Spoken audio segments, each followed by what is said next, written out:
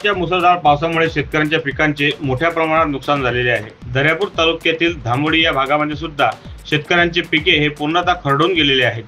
पवन गावंडे, प्रशांत गावंडे, सुभाष खाडे, राजू जामनिक, आकाश राऊत यासह अनेक शेतकऱ्यांचे पिके हे मोठ्या प्रमाणात पावसाने नुकसान झालेले आहे।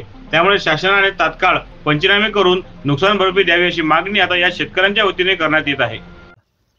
विमा कंपनीवाल्याला फोन लावला, तालुका प्रतिनिधीले की बा आमचं खूप नुकसान झालेलं आहे, तर ह्या म्हणे की बा मंडळचे याच्यासाठी गव्हर्नमेंटनं काही ठेवलेलं नाही। आम्ही म्हणून राहिलो आमच्या मंडळमध्ये खूप नुकसान असून तू विमा कंपनीला वरती कळव, तर ह्या म्हणते की बा तालुक्या लेवलवर मंडळच्या हाती काही राहिलं नाही। आम्ही काय करावं याच्यावर उपाय करावा, नाही तर आमच्यावर आत्महत्येचे। अशाच वेगवान घडामोडी पाहण्यासाठी आमच्या चॅनलला लाईक व सबस्क्राईब करायला विसरू नका।